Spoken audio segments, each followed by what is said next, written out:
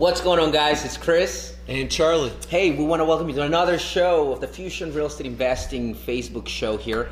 And Charles, what are we going to talk about today? We're going to talk about, so everybody out there knows the markets are getting hot. It's harder to find cash flowing markets. So we're going to go over how you can identify a cash flowing market. Even though the market is pretty hot right now, right. You definitely can still find a cash flowing market, and that's what we're going over tonight. Absolutely. So we're going to basically talk about whether you're in Virginia, Washington, D.C., maybe you're in Prince George County, right? You're always looking for the opportunities. Now, what if you live in a market where you're not seeing the cash flowing opportunities? Maybe you're in an appreciating market. Maybe the cash flow, the return is not high, but the appreciation, it's safe. It's a safe. It gives you safe, small return. Yep. But if you're looking for something more with a higher return, it might be a little more risky, but you're willing to do that, and just find the markets that has the right combination of you, that gives you the right return you want, and has the it matches up with your risk tolerance. Yep. So I think that's what we're going to be talking about. So how do we find and allocate this market? So let's say I'm in Baltimore, right? Yep. Let's do Baltimore. Well, you're in a cash flowing market. Well, if you're in Baltimore, you're in a cash. That's a great point. That's not a fair example. Let's use Washington, D.C. Washington, D.C. or Northern Virginia, Alexandria or Arlington, right? Those markets right there, I mean, it's an appreciating market. Mm-hmm. I mean, you're probably getting returns of what, 5-6%, maybe 7-8 is unheard of around those areas. Yeah. If you're even cash flowing at all. Yeah, if you're even cash flowing at all, right? That's correct. So, because I've seen even in D.C., I think Georgetown is like 3%. I mean, it's insane. Now, let's put it this way. It's an appreciating market that has a lot of demand for those properties. Yeah. So, I think it really depends on what your risk tolerance is, right? And how much, it all comes down to risk tolerance and how much return you want. Yeah. Because it just happens to be that. And what you're looking for. Yeah.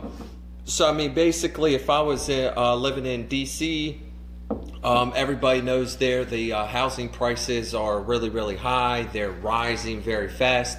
So, my first thing that I would do is just look outside a radius, 30 minutes, maybe an hour away from DC. And that's when you'll start running into your cash flowing markets.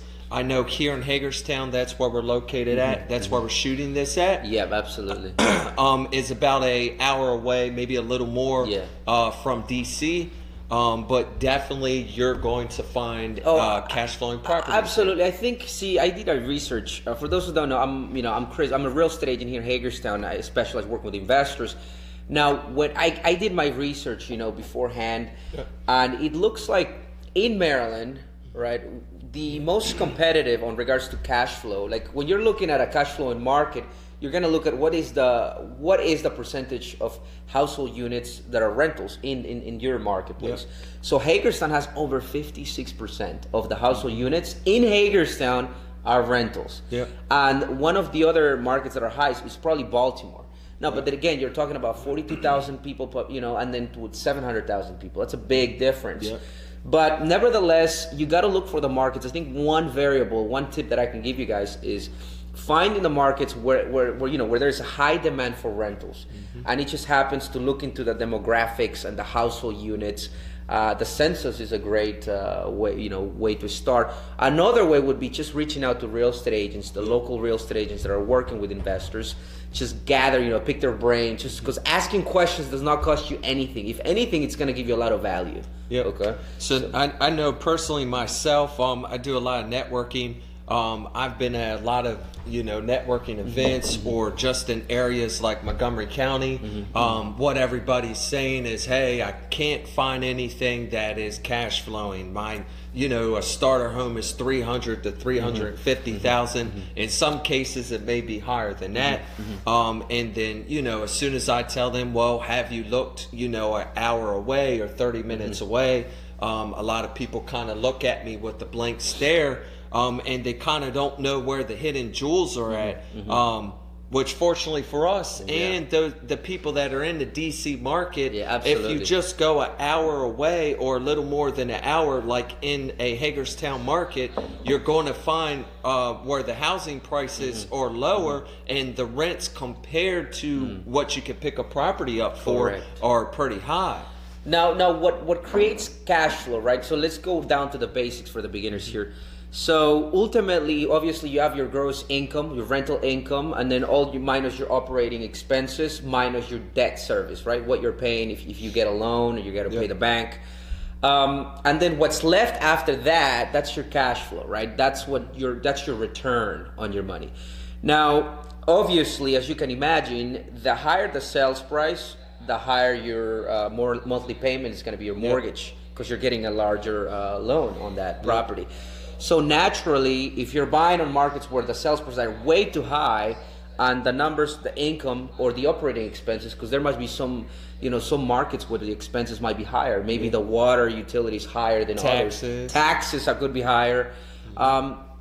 So you got to look at the rent value, right? What's the rent value? What's my gross income? What's my operating expenses? What is the taxes in that marketplace, right? What is the insurance like? I mean, because every property is different, every location. I mean, if you have flood insurance, I mean, that's a big expense right there if you don't know what you're getting into. So you want to look at your expenses, right? And what about the heating system? I hate to dive in too deep, but you got to know the property aside the market.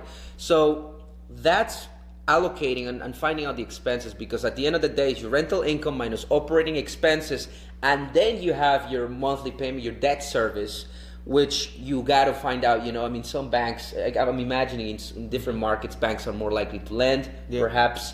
Maybe interest rates could change. I think most of it is kind of relationship as well, right? Yeah, it looks like the interest rates are, creeping up right now. That's going to make a difference in your mortgage payment. So you definitely want to run your numbers, before you make an offer on the property. So I definitely, the message behind this here is, if you're in a market where the housing prices are really, really high and it just doesn't make sense to rent in those markets, don't feel discouraged like you have no other options. Just start looking 30 minutes to an hour away from where you're at, and it's most likely you're going to find a market that's definitely cash flowing. Another thing I think you need to check out is, what are the people in the area getting paid? Like, what are they making? Definitely, if you're in DC, absolutely, you're having high income earners, which is then going to push up the cost of living, and it's also going to push up your home values in those markets. Now, if you go out 30 minutes to an hour away from those areas, then you're probably going to see incomes drop down to probably $55,000 to $30,000 per person, which means your home values are going to drop, and then you need to dive in the market a little further to see if there's a rental demand. And so if you have the lower incomes, a high rental demand, and lower housing prices, it's most likely that's when you're going to see a cash flowing market. Absolutely. So one rule of thumb is just follow population growth, right? A lot of people, it is where the population is heading. So if you look at Washington, D.C., I don't know the exact population, but last time I checked, it was over in the millions, I believe, 2 million, I believe. However, the farther you go to the west, right? Let's just look at it. Hagerstown, for example. So you have DC over here, and as you go to the west, obviously that way towards Hagerstown, you have Montgomery County, Silver Spring, Rockville. After that, what is it? Gettysburg. After Gettysburg, Clarksburg. After Clarksburg, Frederick, a little farther, and then after Frederick, 20 minutes to 25 minutes, we have Hagerstown. And just so everybody knows who is not from Hagerstown, if a single family home here in Hagerstown is $135,000, a rancher with a 3-bedroom, 1-bath of 1,200 square feet, $135,000. In Frederick, that's not going to be less than $250,000. I mean, the real estate is really 45 to 55% more expensive, especially in the last 2 years. Even also with rent, only 25 minutes away, Frederick, rents are 35-40% higher than Hagerstown. So what you see is a pattern. It's like a chain reaction, where you have DC, people from DC that are commuting, they're living in Montgomery County, okay? They're commuting to work in DC because all the IT, government jobs. And then you have people in Clarksburg, Gettysburg, commuting, working in Montgomery County. And same thing, people living in Frederick, working in Gettysburg and Clarksburg. Okay, and again, people living in Hagerstown, working in Frederick. So if you think about that, it's like a chain reaction, and as population growth increases, obviously more people are coming into the West. I think that's one of the reasons why Frederick is growing. I mean, right now Frederick is booming right now. Yeah, Frederick is booming. Yeah. I know a lot of people that's flipping properties down there. Also here in the Hagerstown market, you're going to find some flipping opportunities. And I do know the market here in Hagerstown, as far as the flips that we've put on the market, they've been moving really fast. So that's good when everything's moving really fast, but the other ideal thing that you get here in Hagerstown is you also have the option to buy and hold properties that cash flow for you. Now, what we see here, because we have a property management company also here in Hagerstown, Maryland, is we're seeing that people are moving out of the Montgomery County to Frederick areas. They're coming up to Hagerstown just because of the cost of living that is down. Now that's also pushed up the rents a little bit. Those people are used to paying $2,000 to $2,500 to rent a single family property out, but they could come up here to Hagerstown and rent it out for anywhere from $1,000 to $1,200, which is very good for us as far as us picking up buy and hold properties. We could be all in a property, say $60,000 to $65,000, and it's rented out from anywhere from $1,000 to $1,200. That's great. There's definitely money left over after you pay your expenses. Right, and the way I think about it too is, and we're gonna keep it real in this show, so I don't want everybody to think like, hey, yeah, in every cash flowing market, it's heaven on earth because you can make your money. Well, the truth is the following. Usually, if there is a cash flowing market, right, and it's not all based, your return is the highest than other markets, it's for a reason. The price point is probably lower, right? That income in that marketplace, the household income, is probably lower than the markets that are appreciating markets. And what's going to happen is, naturally, by being on a marketplace where the household unit is lower and maybe it's not how do I put it? It's not yet a booming area. However, it's maintaining more, and there's a demand. Blue collar, perfect. Jobs. That's a perfect. So that's blue collar type of jobs. Service-based jobs, correct. Warehousing. Hagerstown has a lot of logistics type jobs, warehousing, trucking. There's two major interstates that actually intersect here in Hagerstown, which is great. That brings jobs. And it's just great. It brings jobs, and you know why it's important, because even though, because you got to look at, I heard this, Mark was here the other day and he brought a good point. When you're looking at type A properties, right, where it's like the rents are incredibly high. I mean, luxuries, markets where, like, we're talking about DC, Montgomery County, Bethesda, right? And markets like Hagerstown, they might be, would you consider maybe high C, maybe Hagerstown, somewhere Hagerstown, in C? And then maybe high C, low B. Okay, high C, low B. Now, the reason why it's important is because all these people, when the economy, because the economy is always going to come up and down. It has its ups and downs over years. But when the economy is up, people want to live better, spend more money. People, are willing to spend more money, right? But what if the economy is down, right? What happens? Well, people on properties, A, right, on rentals that are very expensive, they're probably going to want to go to B.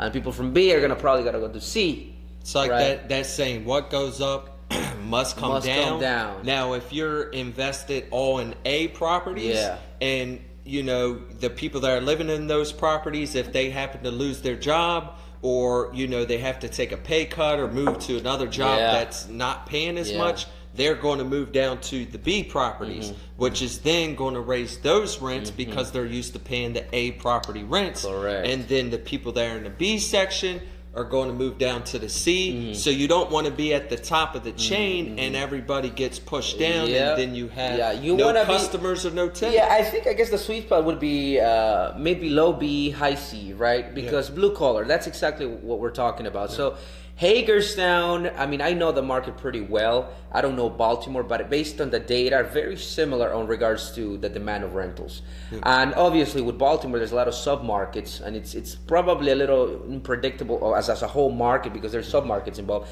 With Hagerstown, it's a little more predictable. The price point is very similar, actually. You know, it's probably the second. It's one of the most competing markets, wouldn't you agree? Baltimore and Hagerstown. Yeah, they're very comparable. Now, I'd probably say Baltimore has some rougher neighborhoods. Maybe some, there's just some neighborhoods that are definitely a little rougher that I do not think are here in Hagerstown. And as far as Hagerstown, the neighborhoods are pretty predictable. It's not you're driving down the street, you make a left and you're on a good street, and then you make a right and then it's bad. It's just pretty much the predictability. Same. Yeah, it's pretty predictable. The neighborhoods are pretty much the same across the board. Yep. So I agree, and this is what I tell all the clients. You know what I do, Charles, is somebody that's asking me, hey Cristhian, look, I'm from Northern Virginia, I'm looking to invest in the marketplace, what can you tell me about it? The first thing I tell them, well, look, if you're looking into Hagerstown, the biggest thing is just predictability, the price point. Okay, if you're in Northern Virginia, where are you going to buy something that's less than $250,000? I mean, a single-family home, that is. Maybe no less than $350,000, I think. Yeah. So, but when you look at Hagerstown, with $350,000, you can buy 2-3 properties. And I'm talking about ranchers, nice looking, in a pretty decent neighborhood where the appreciation actually happens. Rented for $900 a piece. I mean, I'm just saying, the cash flowing markets are the ones where there's a high demand of rentals. Number one. The ideal is it's predictable. Yeah, the market is predictable. So you're looking at the job market again, mostly blue collar workers. You're not going to find as many professionals as what you would in the DC type of area, correct, or government jobs and things like that are around the DC market. And then you're going to be looking at the housing prices, which are going to be much lower also. Right. You just want to definitely make sure that there's a rental demand. And again, so here in Hagerstown, you said it's 56%. Yep. I've seen as high as 60% here in Hagerstown. So the demand's there. There are jobs here, but they're not high-paying jobs. Right. So it just keeps everything stable. Just a little. The household unit here, the household income in Hagerstown is about $39,000. Okay.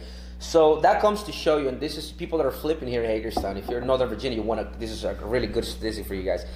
You want to go with where the bulk of buyers are looking into. What can they afford, right? And the answer is anywhere from 95 to 155. I mean, 135, 145 is the sweet spot. Yeah. That would be your after repair value. That's where you want to be at, because most of the buyers are pre-qualified for that and are on the market looking for that type of properties. Yeah. Now, that is a very good tip for anybody that wants to get into the Hagerstown market to start flipping.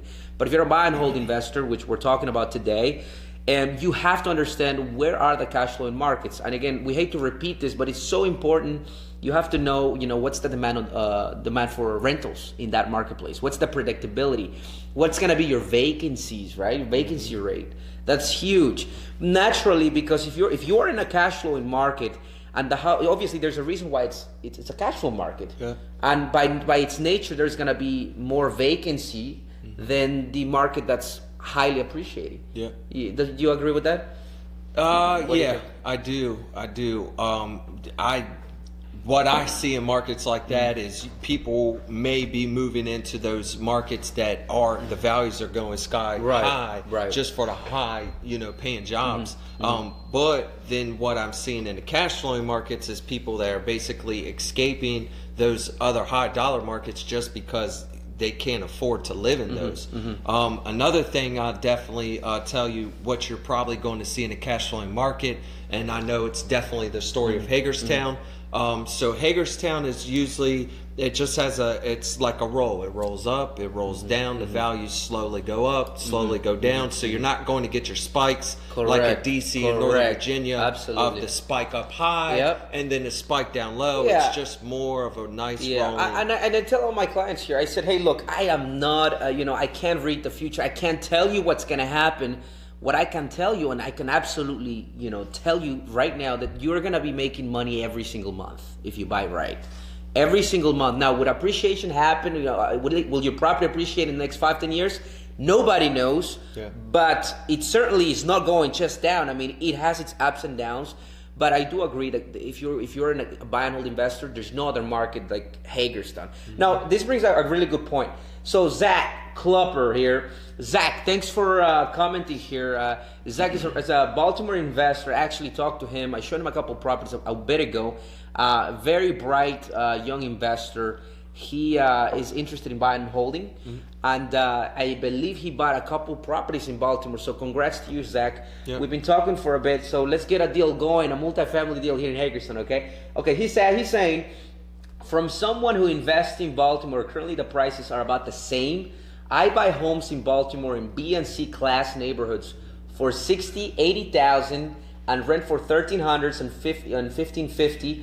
Think Hagerstown has a lot more opportunities for multis, which I really like. Zach, if you're listening, quick question. When you're talking about $60,000, $80,000, are you talking about ready to rent right away, or are you putting $15,000, $20,000 to fix these units? Because if you're buying them 60 to 80 and it's ready to rent, I mean, that's a really good return. That, again, like we've said earlier, the Baltimore market and the Hagerstown market, they're pretty close as far as the returns and the number wise.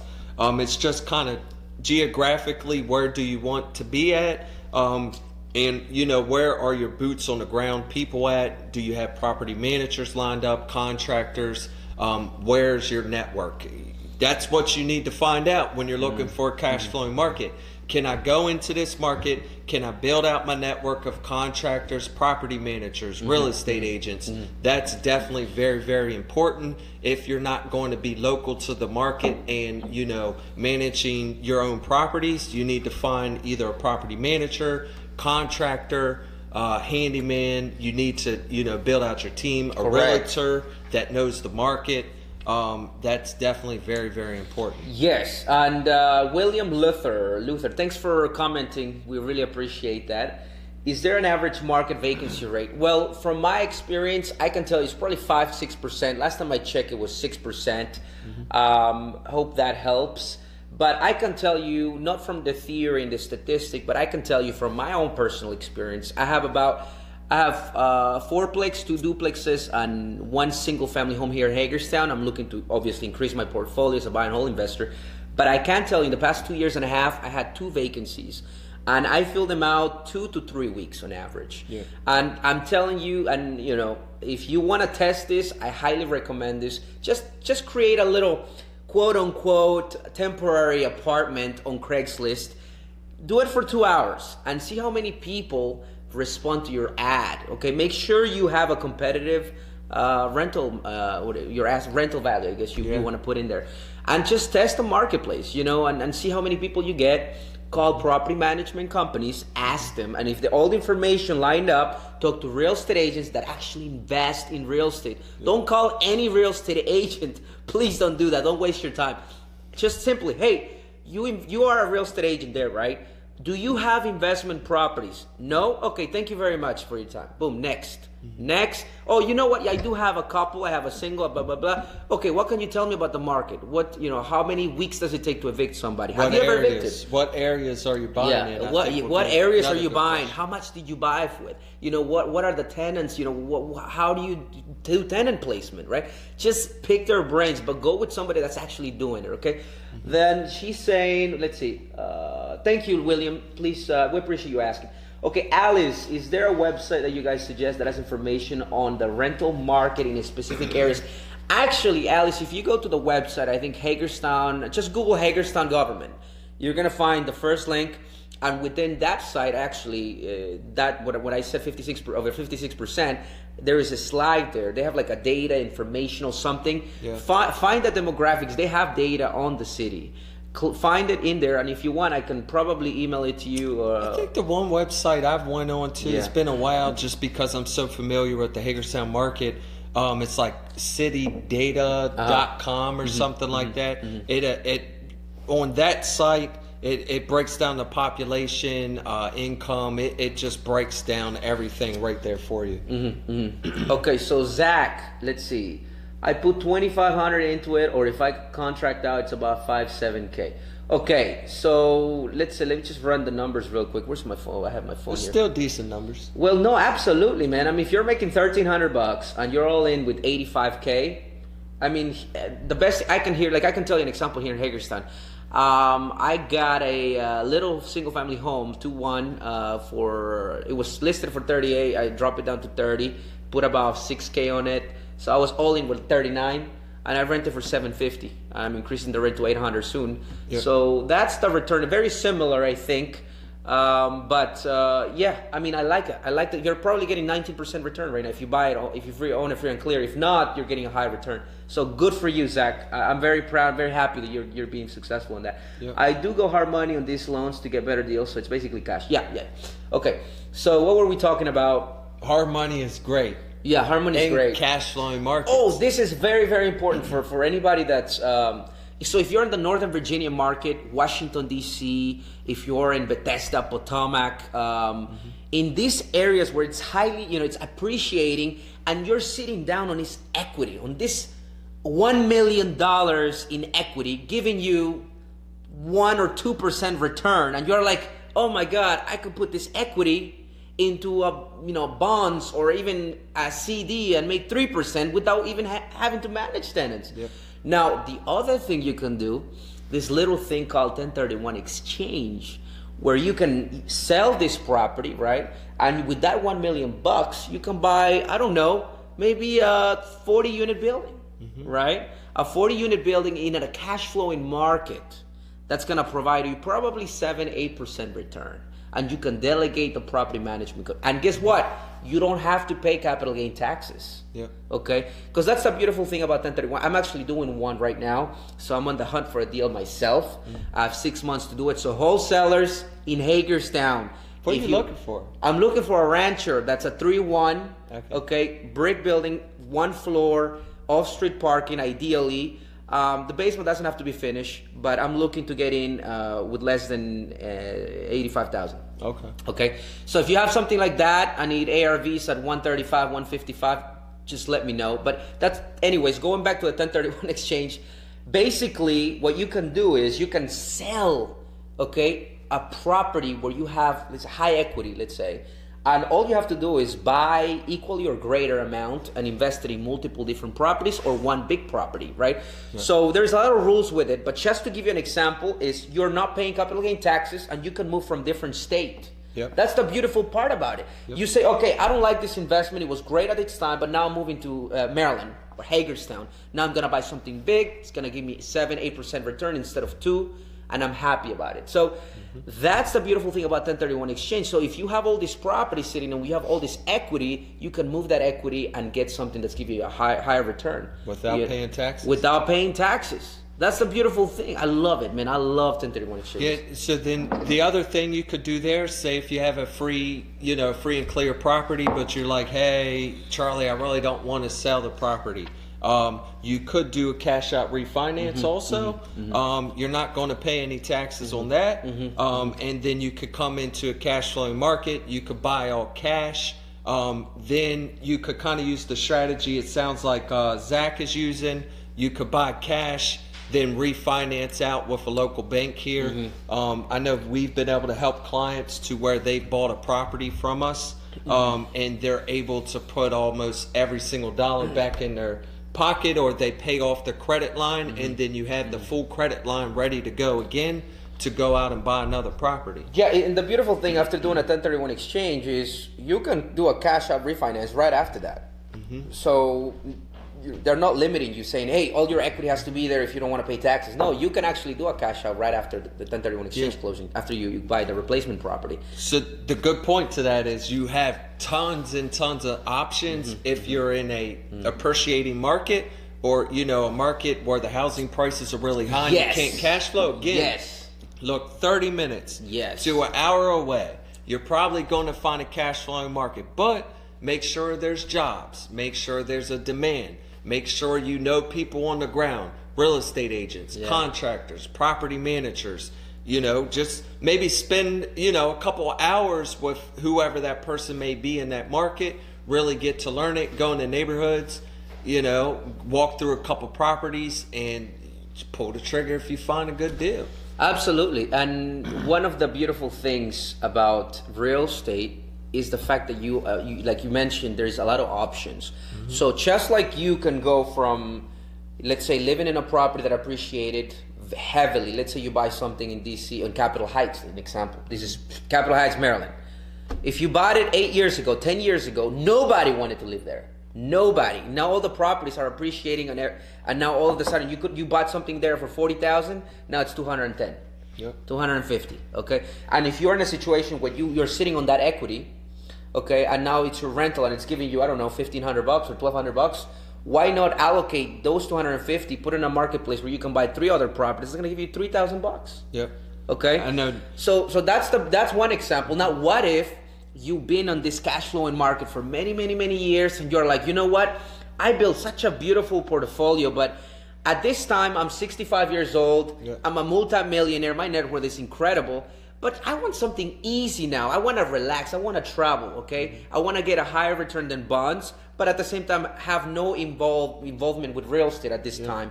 So you grab all your properties, you sell them, do a 1031 exchange, and do a commercial deal, triple net deal, where you literally just sit back and pick up your checks, right? Or you could owner finance your deals out. Absolutely. To investors that are in a different stage, that maybe are in the 30s, 20s, 40s. You could just owner finance your deals to them. Absolutely. You're not dealing with the tenants. You're getting a good return. You're getting what they call mailbox money. Absolutely. Mailbox money. You're still in a position to where if they don't pay you, you foreclose on the property. Absolutely. And you get it back. And the rule of thumb, I think, is if you're the seller and you're doing seller financing, even if you own a free and clear or not, a land contract is the way to go. Now, if you're the buyer, you probably want to do regular seller financing if they own a free and clear. Yep. The deed transfers, unlike land contracts, where it transfers as soon as you make the last payment. Yep. So that is something very interesting about real estate, and that's one of the things why I fell in love, and I'm still in love with real estate investing. I'm looking to increase my portfolio. The deals are everywhere out there, so don't listen to all those people that may be saying, "Oh, I can't find any deals." I know ourselves. On a slow month here in Hagerstown, we're buying 3 properties per month. If the month is picked up a little bit, we're picking up 5. Myself, I do a little bit of wholesaling. I'm doing retail flips in Hagerstown. I'm also doing buy and holds that I'm putting in my portfolio. Then we also do what is called turnkey rentals. So right now, this is a good example. We're selling a property that's only $52,000. It's a single family house and it's rented out for $800. It's completely fixed up. It has all the lead inspections. It has all the city inspections.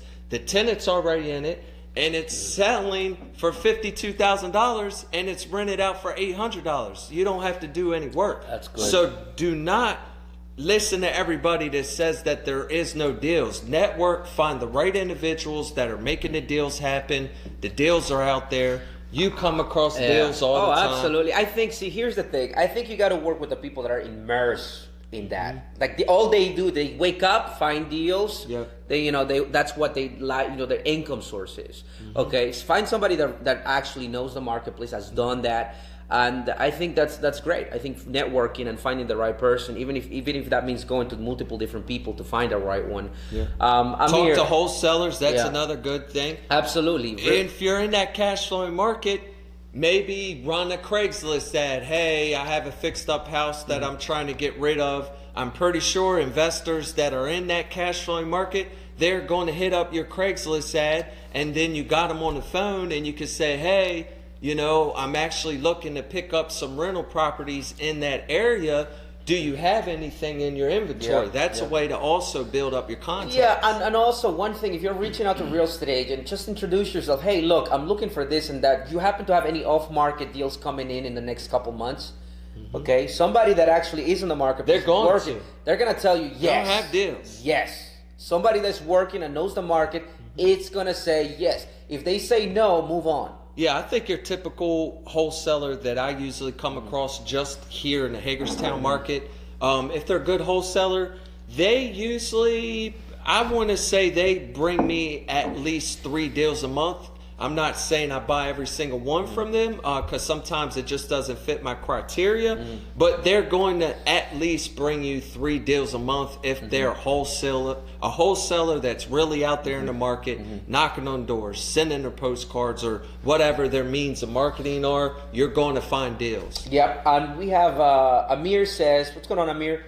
Or lend your money. That's true. Why don't become the hard money? Because see, I used to think about lately. I mean, okay, how do I make the most money, right? And you're like, okay, well, I can be a real estate agent, which is part of the ecosystem, or I can be an investor, which investors use agents, right?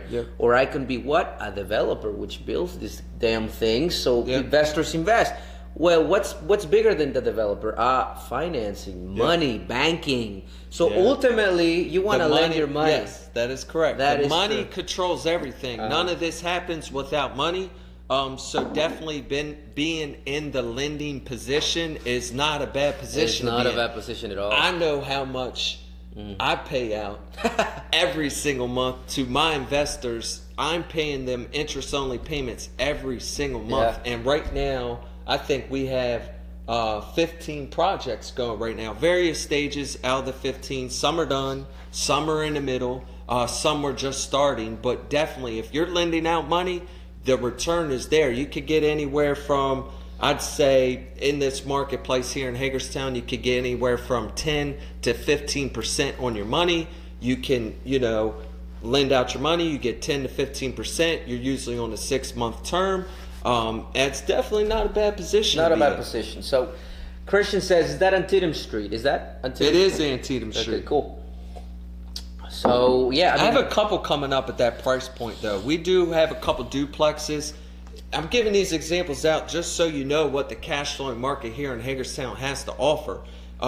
We're also offering some duplexes that are starting at $100,000 to $110,000 that are rented out for $850 per side also. So you get 2 units. You can either come in cash, buy cash, or you put your 20% down.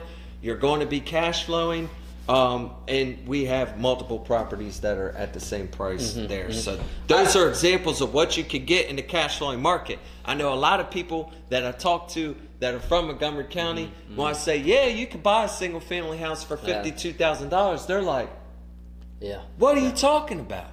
Yeah, and you know how I know there's a lot of people looking out there for good deals is I've been learning a little bit about Facebook marketing and and this is how important it is for you guys to network. If you can't network one by one, at least be in the presence of the people that you want to find. So I did a little video, right, on Facebook, just talking, and I knew that I needed to be targeted. Like I need to target specific audience with the right message, with the right platform. So I basically did a little video introducing myself and talking about Hagerstown to Hispanic high net worth individuals that only spoke Spanish in certain areas. So I got a lot of people from Northern Virginia. I just closed 2 deals. I'm closing my 3rd deal just by doing that little video. That $400 investment, maybe like thousands of dollars. That's good. That's really good. But aside that, what I'm trying to tell you is there is always people looking for good deals. I think it's finding those good deals, the people to find those deals, is that what really creates value. Is how can you, number one, find the deals. If you can't find the right deal, structure the right deal, right? You have to structure. There are tons of deals out there. So I know within our company, we've been training. It's been like a month and a half now, just like hardcore training. So within our database, just because we were not effectively going through all the leads as far as properties to pick up, we have everything sorted out now as far as it does it by the value, how many properties this adds up to this dollar amount. And these are smaller properties. We have over $2 million in leads just that we haven't even touched that are within our database. And I know if I have that, I know you at least have that, and other people that are very active out there in the market. The deals are out there. It's just about making the phone calls, getting in front of the people, making offers, or finding those people in those markets that are doing those actions. Absolutely, I think that's very, very key. Another thing we talked about, finding the cash flow markets. Now you just have to have, again, high rentals, right? High demand for rentals, predictability. and finding the right people in the marketplace, your real estate agents, your title companies, your lenders locally. Title companies are huge. I always like working with a good title company. Okay, what about, how did you identify your current title company? Like, what did you look at in the beginning when you were looking for a title company? How did you identify? How did you filter through the title companies that did That's a good question. Okay, go ahead. So basically, the first title company that I started using, when I very first started, I just used other title company that the real estate agent had. Okay. Now, I wasn't dealing with the real estate agent that was in the investment side, so the title company that they matched me up with wasn't a perfect fit. So I had to start with a real estate agent that was investing. I might have gotten in front of the right title company to start. So then when I started networking with other investors, I just asked them what title company they're using. So I started using that title company. Then through more and more networking, my needs changed a little bit away from that title company.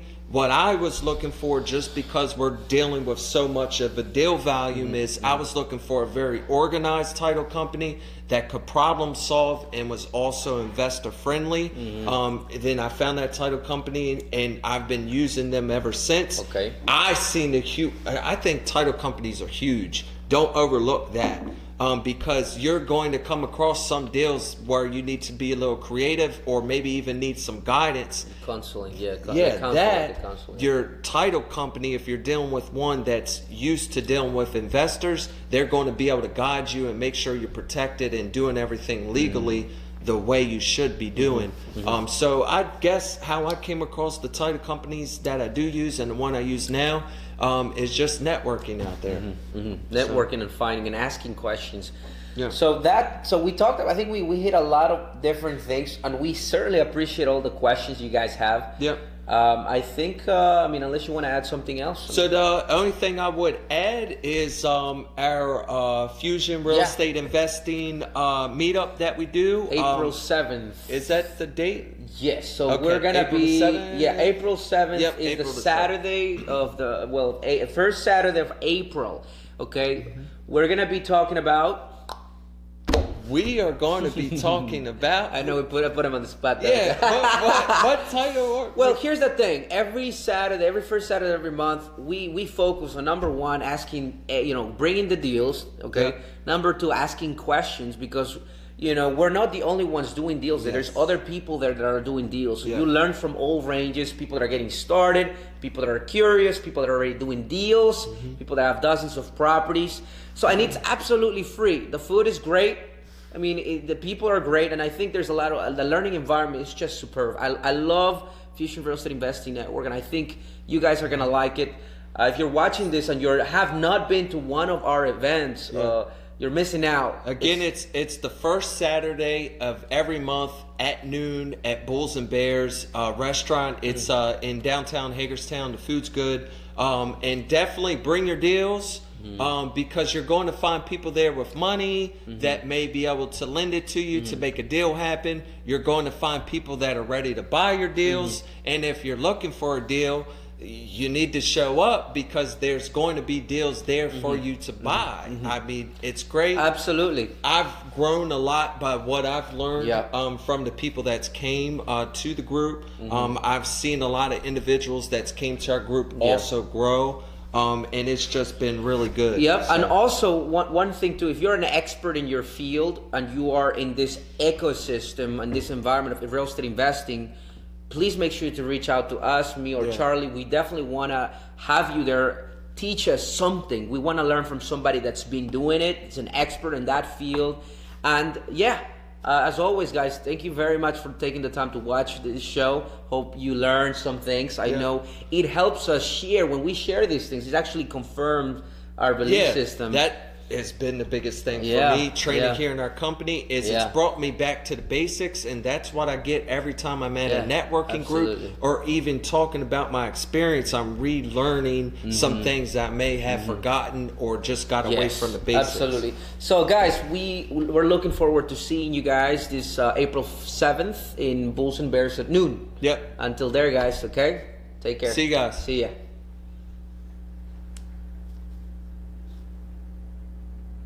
Did he go went to the bathroom. So.